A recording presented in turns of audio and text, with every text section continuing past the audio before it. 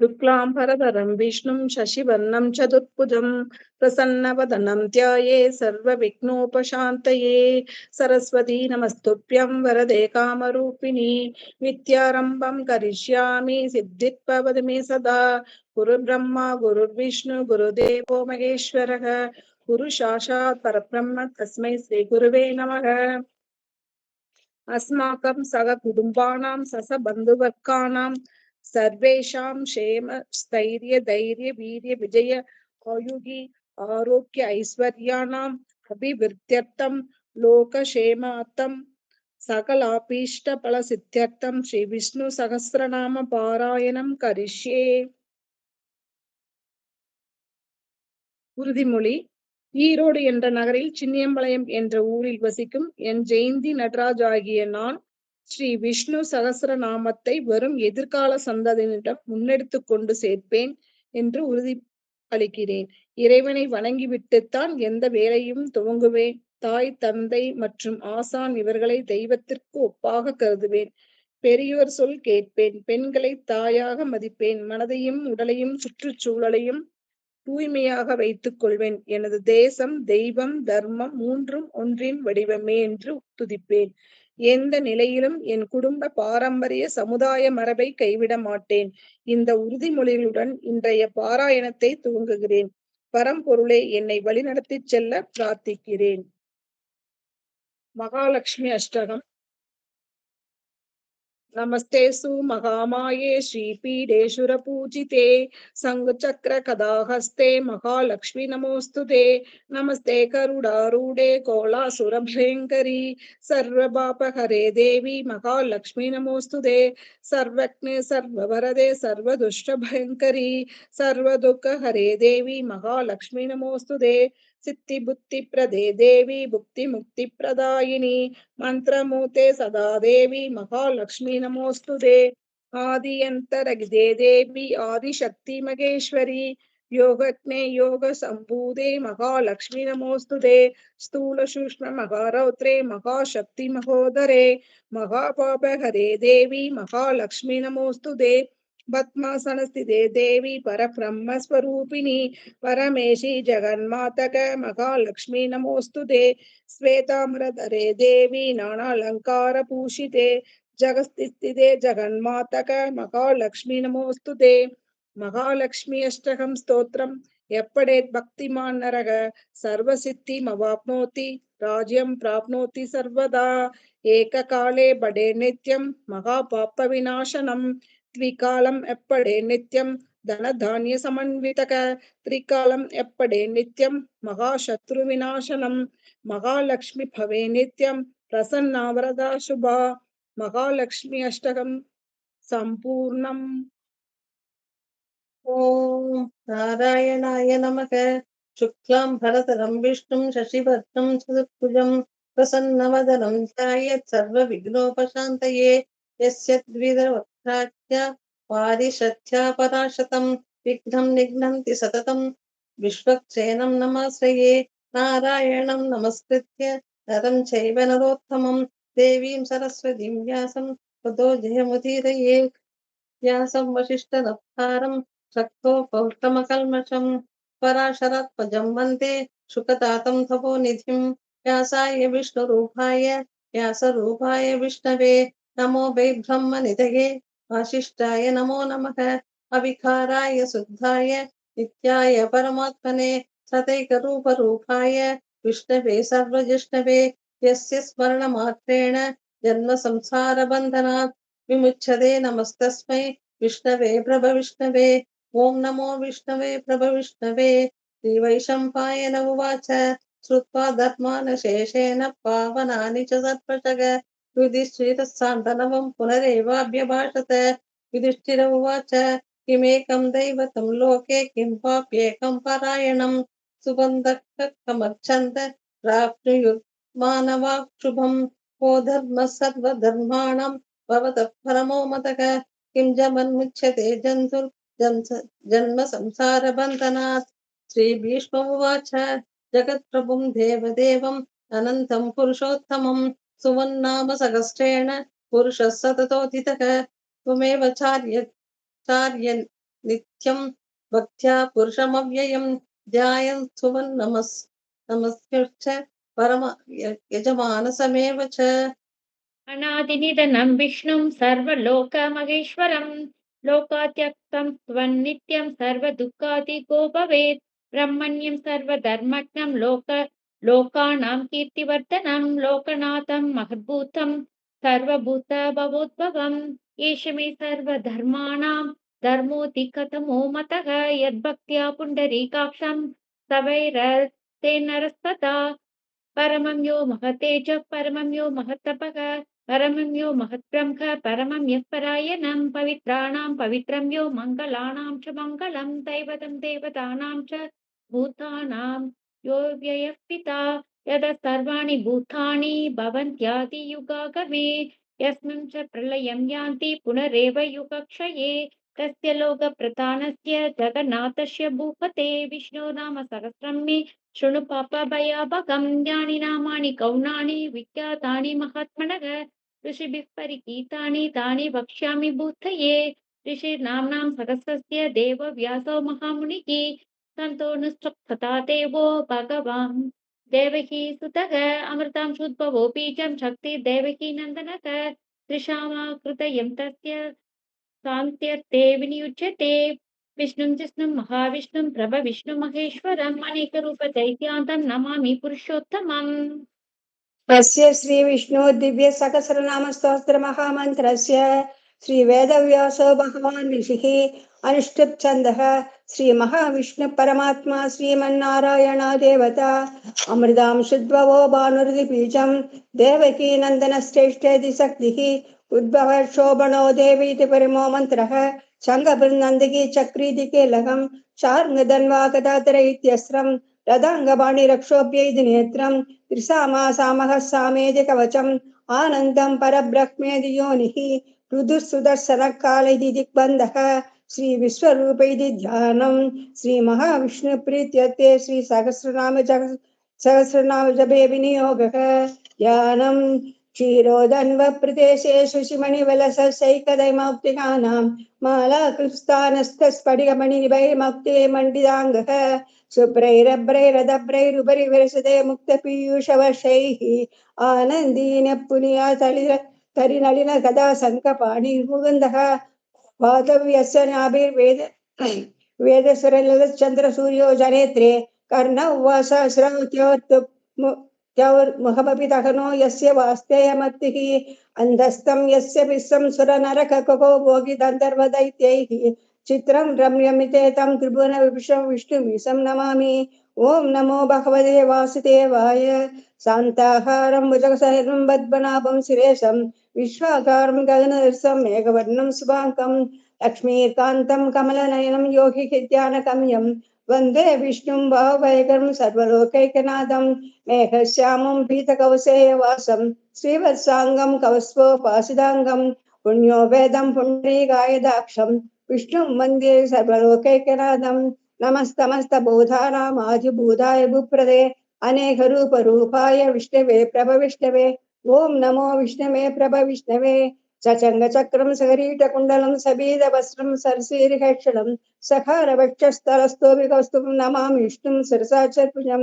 छायायां पारिजातस्य हेमसिंहासनोपरि आसीनमं वदस्यामम् आयुधाक्षमलङ्कृतं चन्द्राननं चतुर्बाहुं श्रीवत्सान्वितवक्षसं रुक्मिणी सत्यभामाभ्यां सरितं कृष्णमाश्रये। ॐ नमो भगवते वासुदेवाय ॐ विश्वस्वै नमः ॐ विश्वं विष्णुर्वषट्कारो भूतभव्यभवत्प्रभुः भूतकृद्भूतभृद्भावो भूतात्मा भूतभावनः भूतात्मा परमात्मा च मुक्तानां परमां गतिः अव्ययः पुरुषः साक्षी क्षेत्रज्ञोऽक्षर एव च योगो योगविदां नेता प्रधानपुरुषेश्वरः नारसिंहवपुः श्रीमान् केशवः पुरुषोत्तमः सर्वशिवस्थाणुर्भूतादीनिधिरव्ययः सम्भवो भावनो भर्ता प्रभवः प्रभुरीश्वरः स्वयंभू शम्भुरादित्यः पुष्कराक्षो महास्वनः अनादिनिधनो धाता विधाता धातुरुत्तमः अप्रमेयो ऋषिकेशः पद्मनाभो मरप्रभुः विश्वकर्मा मनुस्त्वष्टा स्थविष्टस्थविरो ध्रुवः अग्राय शाश्वतः कृष्णो लोहिताक्षः प्रतर्दनः प्रभूतस्त्रिकगुग्धाम पवित्रं मङ्गलं परम् ईशानः प्राणदः प्राणो ज्येष्ठश्रेष्ठः प्रजापतिः हिरण्यगर्भो भूगर्भो माधवो मधुसूदनः ईश्वरो विक्रमी धन्वी मेधावी विक्रमः क्रमः अनुत्तमो दुरादर्शः कृतज्ञः कृतिरात्मवान् शरणं धर्म ईश्वरेव प्रजाभवः अतः संवत्सरो व्याळ प्रत्यय सर्वदर्शनः अज सर्वेश्वर सिद्धि सर्वादिरच्युतः विशाखी प्रमे आत्मा सर्वयोग विनिश्रितः वसुर्वसुमना सत्य समात्मा समिदसमः अमोघ पुण्डरीकाक्षो विश्वकर्मा विशावृतिः विश्वयो निःसुशिश्रवाः अमृत शाश्वतस्थाणुर् परारोहो महाप्रभाः सर्वः सर्वविद्वानु विश्वक्सेनो जनार्दनः वेदो वेदविरङ्गो वेदाङ्गो वेदवित्कविः लोकाध्यक्षो धर्माध्यक्ष कृताकृतः सदुरात्मा सदुर्द्यूत सदुर्दंशः प्राजिष्णुं भोजनं भोक्त सहिष्णु जगदादिजः अनको विजयो जयद विश्वयो निर्पुनर्वसुः युगेन्द्रो वामनः प्रांशु अमोघ सुरुजितः अदीन्द्र संग्रह सर्जः दुर्गात्मो नेमो यमः वेद्यो वै माधवो अतीन्द्रियो महामायो महात्सवो महाबलः महाबुद्धिर्महावीर्यो महाशक्तिर्महाद्युतिः अनिर्देशो श्रीमान् अमेयात्मा महात्रिदो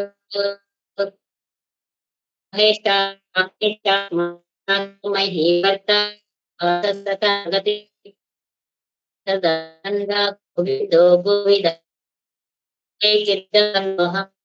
भुजगोत्तमः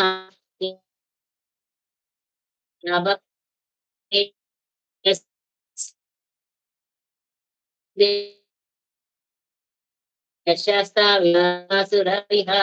गुरुर्गुरुतमो धामा सत्या सत्यपराक्रमः निमिषो निमिषस्वग्रीवाचस्पतिरुदारधीः अग्रनिर्ग्रामणि श्रीमान् न्यायो नेता समीरणः सहस्राक्ष सहस्रपात् आवर्तनो निवृत्तात्मा संवृतः सम्प्रमत्तनः अहः संवत्सरो वह्नि अनिलोदरणीधरः सुप्रसाद प्रसन्नात्मा विश्वभृगुः तत्कर्ता तत्कृतः साधुर्य नारायणो नरः असंख्येयो प्रमेयात्मा विशिष्टः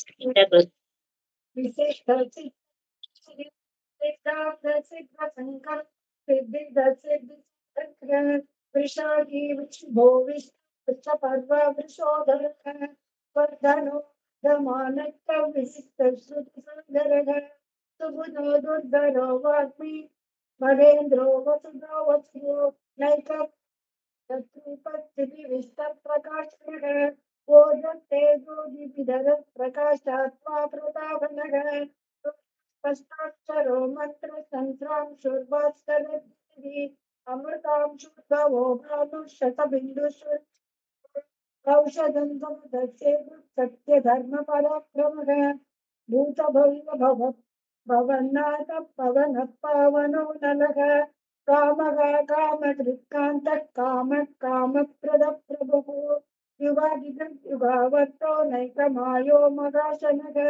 अदृष्टो व्यक्तरूपस्य सहस्रदिननन्दजिते इष्टो विशिष्टस्थिष्टेष्टशिखण्डीनक्षोषः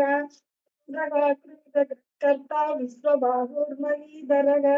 अच्युत प्रतिद प्राणदो वासवानुदरः अपानिरदत्ताम प्रमत्त प्रतिष्ठितः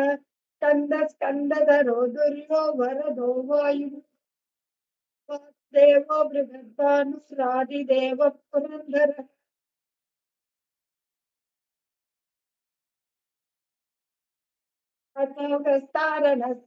शूरस्तौर्यगणेश्वरः अनुकूलपदावर्तः पत्नी पद्मनिपेक्षणः पद्मनाभप्रविन्दाक्ष पद्मगर्भशरीरभृत्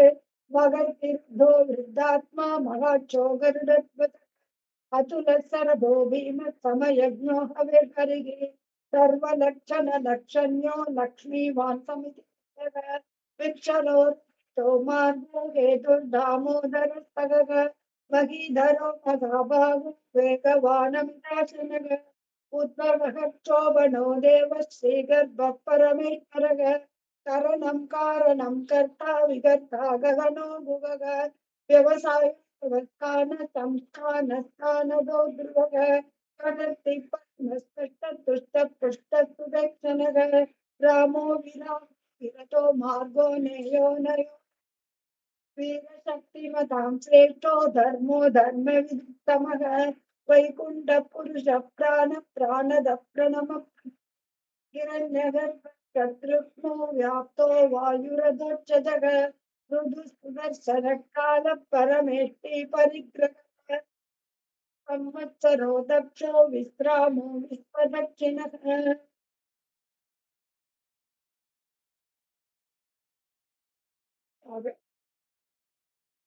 विस्तार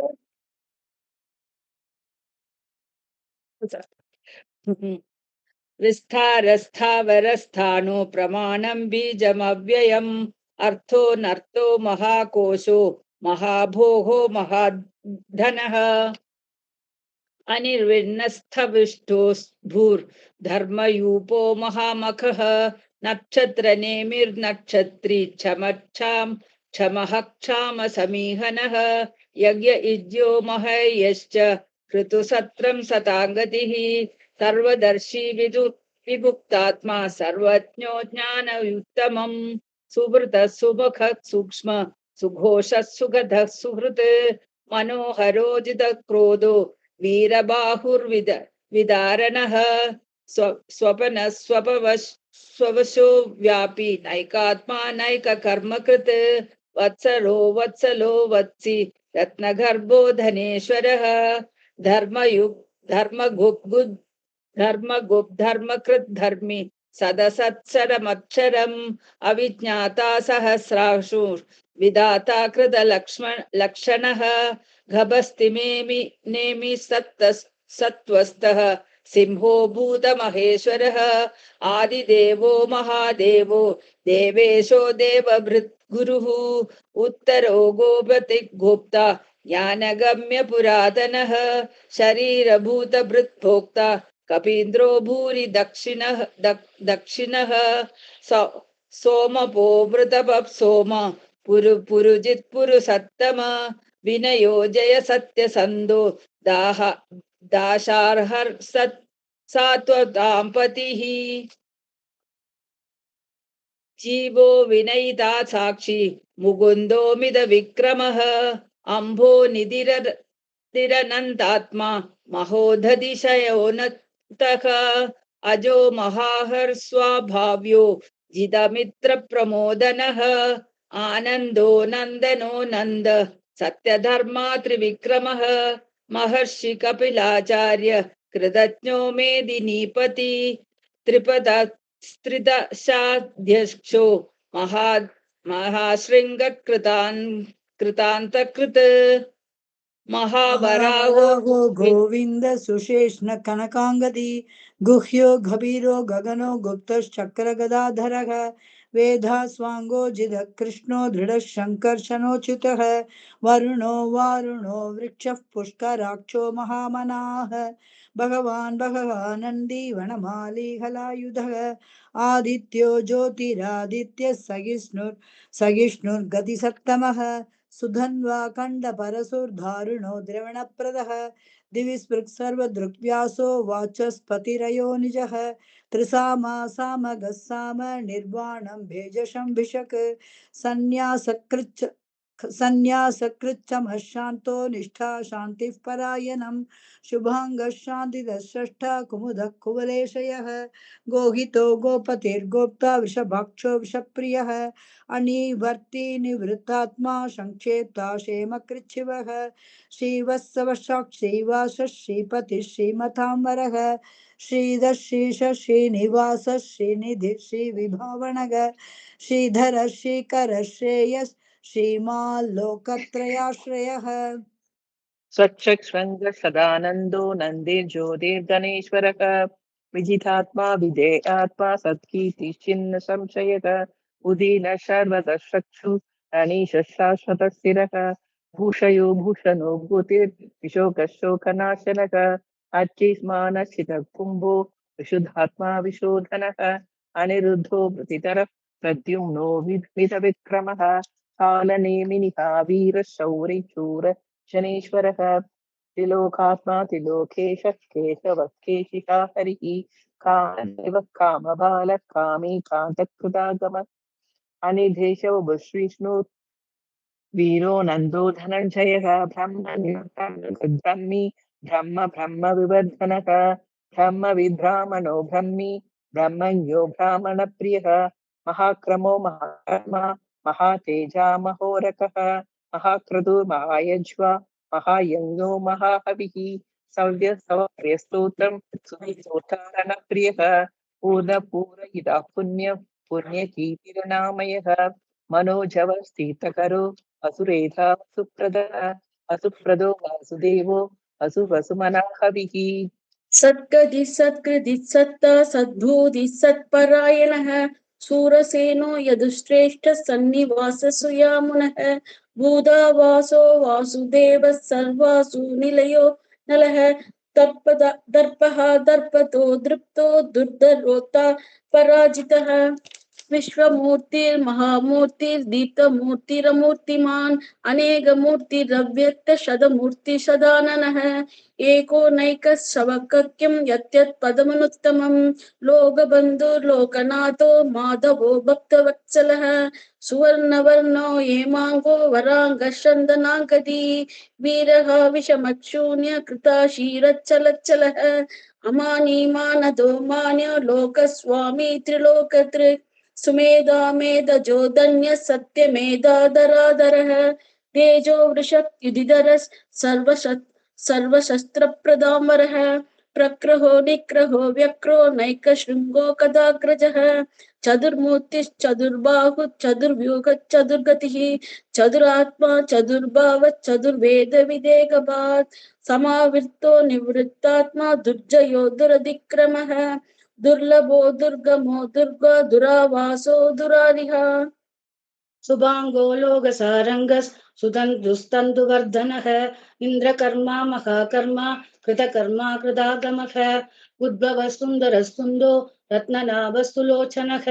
अर्घो वाजसनशृङ्गी जयन्तः सर्वविजयी सुवर्णबिन्दुरक्षोभ्यः सर्ववागीश्वरेश्वरः महाक्रदो महाकर्दो महाभूतो महानिधिः कुमुदः कुन्दरः कुन्दः पर्जन्यभावनो निलः अमृदाशो मृदवपुः सर्वज्ञ सर्वतोमुखः सुलभः सुहृदः सुसिद्धः सदृजिः शत्रुधावनः न्यग्रोधोदुम्बरो स्वदः चाणुरान्तरनिषूदनः सहस्राचिस्तब्धजिह्वः सप्तदैसा शब्दवाहनः अमूर्तिरणघोचिन्त्यो भयगृद्भयनाशनः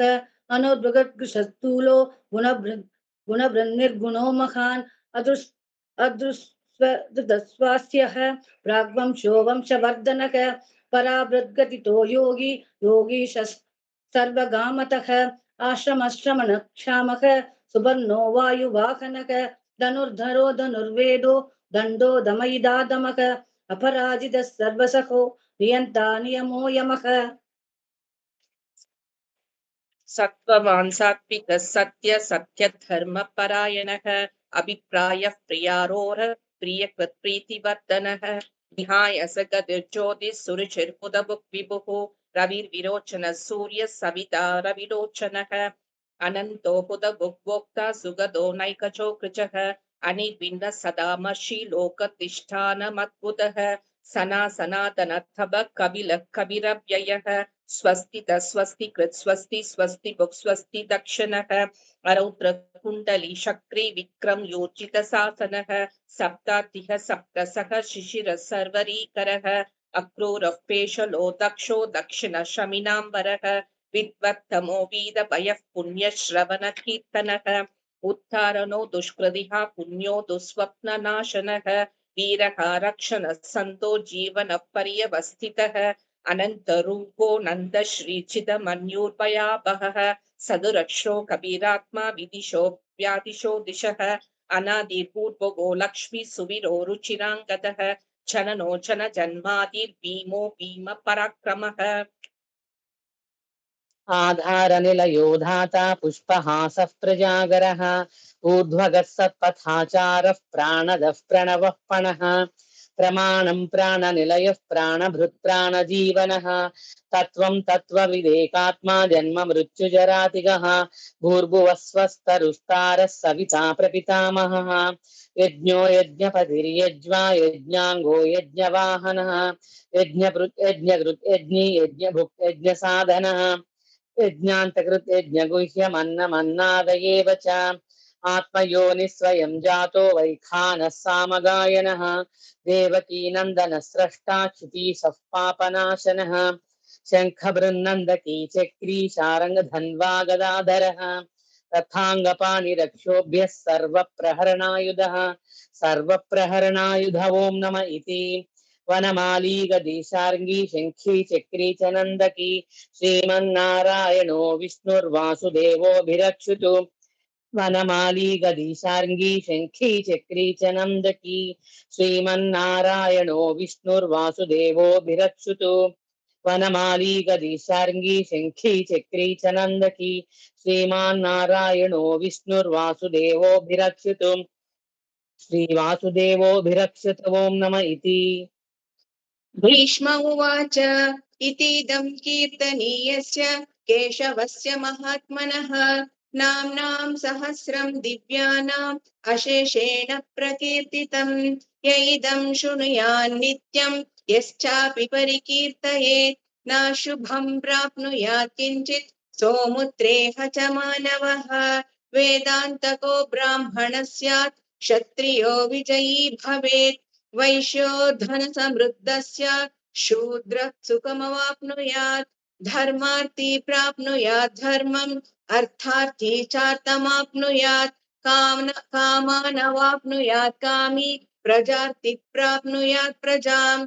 भक्तिमान्यः सदोत्ताय शुचि सद्गतमानसः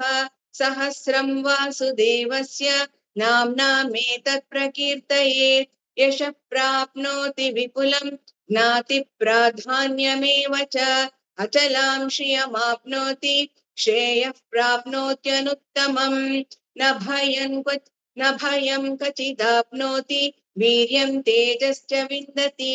भवत्यरोगो द्युतिमान् बलरूपगुणान्वितः रोगार्तो मुच्यते रोगात् बद्धो मुच्येत बन्धनात् भयान् मुच्येत भीतस्तु मुच्येतापन्न आपदः दुर्गाण्यतितरत्याशु पुरुषः पुरुषोत्तमम् स्तुवन्नाम सहस्रेण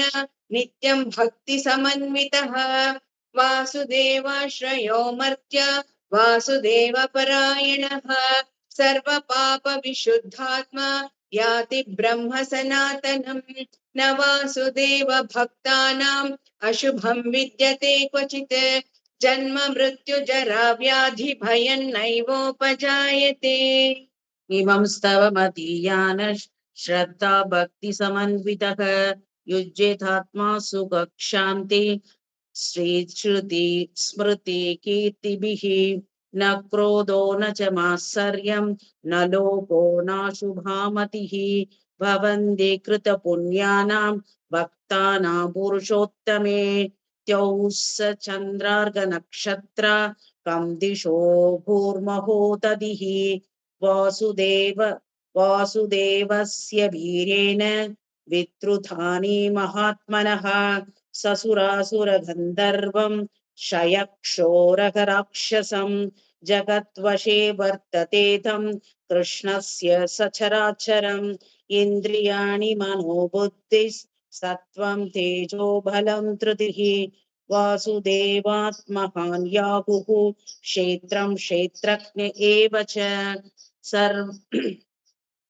सर्वघमाणाम् आचारः प्रथमं परिकल्पते आचारप्रभवो धर्मो धर्मस्य प्रभुरच्युतः ऋषयः पितरो देवा महाभूतानि धातवः जङ्गमं चेतं जगन्नारायणोद्भवम् योगाज्ञानं तथा साङ्ख्यं विद्या शिल्पातिकर्म च वेदाशास्त्राणि विज्ञानम् एतत् सर्वं जनार्दनात् एवो विष्णुर्महद्भूतं पृथक् भूतान्यनेशः त्रिलोकान् व्याप्य भूतात्मा पुङ्क्ते विश्वभुक् अव्ययः इमं स्तवं भगवतो विष्णोर्व्यासेन कीर्तितं पठेत्ये इच्छेत् पुरुषः श्रेय प्राप्तुं सुखानि च विश्वेश्वरमजं देवं जगत्प्रभुम् अव्ययम् भजन्ति ये पुष्कराक्षं न ते यान्ति पराभवम् न ते यान्ति पराभवम् ॐ नम इति अर्जुनोवाच पद्मपत्र विशालाक्ष पद्मनाभसुरोत्तमा भक्तानामनुरक्तानां त्राता भवजनार्दन श्रीभगवानुवाच यो मां नाम सहस्रेण स्तोतुमिच्छति पाण्डव सोकमेकेन श्लोकेन स्तुत एव न संशयो नमैति व्यास उवाच वासनाद् वासुदेवस्य वासिदं भुवनत्रयं सर्वभूतनिवासोऽसि वासुदेव नमोऽस्तुते श्रीवासुदेव नमोऽस्तुत ओन्नमेति पार्वत्युवाच केनोपायेन लघुना विष्णो सहस्रकं पठ्यते पण्डितैर्नित्यं सोढुमिच्छाम्यहं प्रभो ईश्वरोवाच श्रीराम राम रामेति रमे रामे मनोरमे सहस्रनाम तत्तुल्यं राम नाम वरानने श्रीराम राम रामेति रमे रामे मनोरमे सहस्रनाम तत्तुल्यं राम नाम वरानने श्रीराम राम रामेति रमे रामे मनोरमे सहस्रनाम तत्तुल्यं राम नाम वरानने श्रीराम नाम वरानने ओन्नमेति ब्रह्मोवाच नमोऽस्तुनन्दाय सहस्रमूर्ते सहस्रपादाक्षि शिरोरुबाहवे सहस्रनाम्ने पुरुषाय शाश्वते सहस्रकोटियुगधारिणे नमः सहस्रकोटियुगधारिणे उन्मेति सञ्जय उवाच यत्र योगेश्वरः कृष्णो यत्र पार्थो धनुर्धरः